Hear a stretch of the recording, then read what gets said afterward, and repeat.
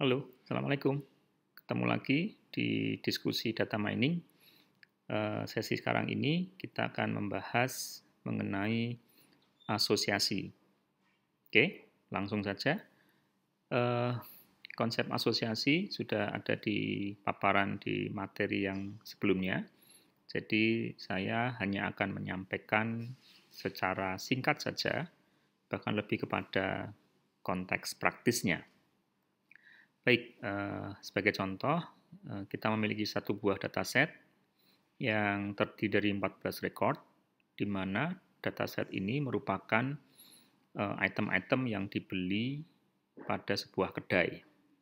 Jadi ada 14 transaksi, di mana transaksi yang pertama pembeliannya adalah brokoli, green peppers, dan corn. Kemudian transaksi yang kedua asparagus, squash, dan corn, dan seterusnya. Jadi ini case anggap saja ada di kedai sayur. Oke, nah sebelum kita masuk ke praktis, kita coba pahami dulu beberapa konsep dasar.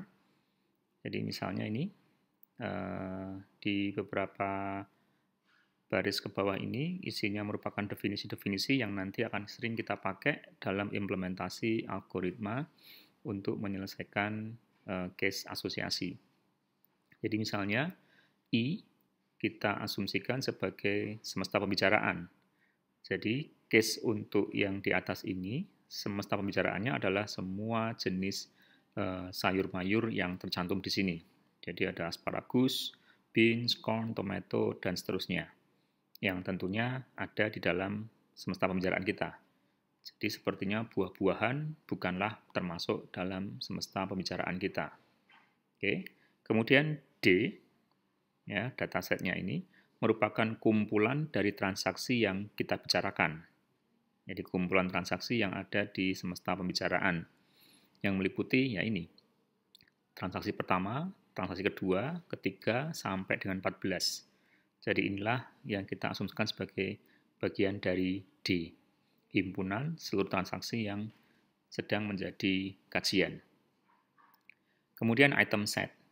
Item set adalah himpunan item atau item-item yang ada di semesta pembicaraan. Jadi mungkin mudahnya gini, seandainya I yang kita miliki terdiri dari asparagus, beans, dan corn, maka itemnya adalah asparagus, beans, corn, asparagus dan bean, asparagus dan corn, serta beans dan corn. Ya, jadi inilah yang disebut dengan item set. Nah, ada juga istilah K item set, di mana K ini bergantung kepada nilai yang diberikan, maka disimbolkan dengan K. Seandainya diinginkan, misalnya K kita beri angka 2, maka K item set dari data set itu berisi kumpulan item-item pasangan dari dua buah item yang ada. Jadi K2 dari item set di atas adalah asparagus dan bean, asparagus dan corn, beans dan corn. Oke. Jadi kalau misalnya nanti case yang di sini diinginkan adalah K item set di mana K-nya 3, maka brokoli, tomato, dan green peppers ini merupakan salah satu contoh dari K3 dari item set. Demikian juga dengan squash, asparagus, dan beans. Tidak termasuk dengan beans dan corn, karena beans dan corn atau transaksi yang ke-10 ini akan berlaku untuk K sama dengan 2. Oke, gitu ya. Nah, selanjutnya item set frekuensi. Jadi item set frekuensi adalah jumlah transaksi yang membeli suatu item set. Jadi misalnya ditanyakan adalah item set frekuensi untuk K item set, di mana K sama dengan 2, dan item set itu adalah beans dan brokoli. Nah, 3. Dari mana 3 ini? Kita bisa lihat. Nah, beans dan brokoli ada di dalam transaksi di atas, di record mana saja. Oke, beans dan brokoli. Ini 1, record yang kelima. Kemudian beans dan brokoli, record yang ke-11. Dan yang terakhir, beans dan brokoli, record ke-14. Jadi, bisa disimpulkan, item set frekuensi untuk beans dan brokoli sama dengan 3. Nah, demikian juga untuk kasus contoh berikutnya, item set frekuensi dari bean, squash, dan tomato. Tertulis 2, dari mana? Tinggal kita cek, beans, squash, tomato. Tidak ada. Ini, bean, squash, tomato, 1. Bean, squash, tomato, 2. Nah, sudah. So, itulah item set frekuensi dari bean, squash, dan tomato. Ada 2. Dan yang terakhir, frequent item set. Frequent item set ini merupakan representasi dari item set yang muncul minimal sekian kali dari data yang dipaparkan di D. Jadi misalnya, diinginkan untuk diidentifikasi item set mana saja yang muncul minimal 4 kali misalnya. Nah, nanti akan keluar item set mana saja yang minimal akan muncul 4 kali dari keseluruhan data yang ada.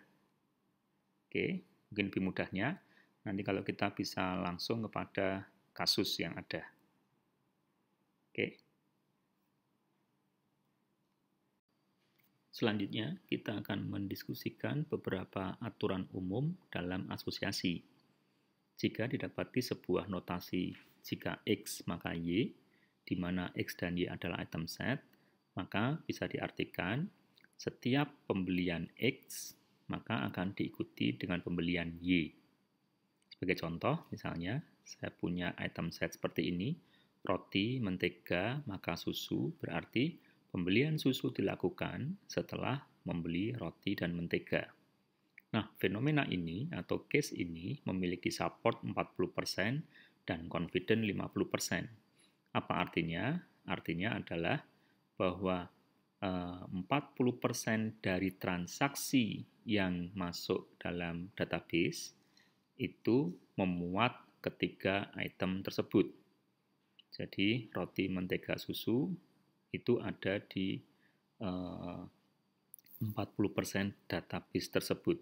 Seandainya database berisi 10 record, maka 4 diantaranya memiliki item roti, mentega, dan susu. Minimal ada roti, mentega, susu. Artinya bisa jadi keempatnya itu ada juga kombinasi pembelian yang lain. Oke, untuk yang confident itu bisa kita artikan 50% dari transaksi yang memuat roti dan mentega itu juga memuat item susu. Atau bisa kita katakan kemungkinan 50% orang yang membeli roti dan mentega akan membeli susu. Jadi kalau kita lihat, maka kurang lebih nilai yang tadi kita asumsikan 10 record, 4 diantaranya adalah supportnya, maka 50%-nya adalah nilai confident-nya. Oke, selanjutnya, tujuan asosiasi adalah untuk mendapatkan association rule, di mana association rule ini kita cari dengan acuan minimal support dan minimal confident. Jadi nanti misalnya supportnya 40%, confident 50%. Maka kombinasi roti, mentega, dan susu ini masuk ke dalam association rule yang nanti kita bangun. Tapi jika customer kita atau ketentuan itu meminta minimal support dan minimal confident-nya di atas 60%, maka tentunya rule ini tidak masuk ke dalam target association rule karena dia ada di bawah target kita.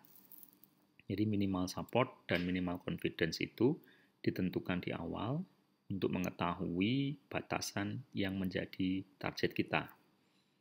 Nah, untuk rumus umumnya, inilah rumus umum support dan confident. Support X adalah jumlah transaksi dalam database yang mengandung X dibagi total transaksi yang ada. Sementara support X dan Y adalah jumlah transaksi yang mengandung X dan Y secara bersamaan dibagi total transaksi yang ada. Oke, ingat kombinasi ini adalah kombinasi seperti yang tadi kita bahas di K item set, di mana K sama dengan 2. Oke. Nah, untuk confidence-nya itu adalah, misalnya ada notasi confidence untuk X maka Y, maka confidence-nya adalah probabilitas munculnya Y di dalam X. Rumus umumnya adalah jumlah transaksi yang mengandung X dan Y dibagi total transaksi yang hanya mengandung X saja. Oke, bisa dipahami? Atau kita bisa langsung masuk ke algoritmanya. Nah, algoritmanya ini nanti kita akan langsung bahas di bagian latihannya.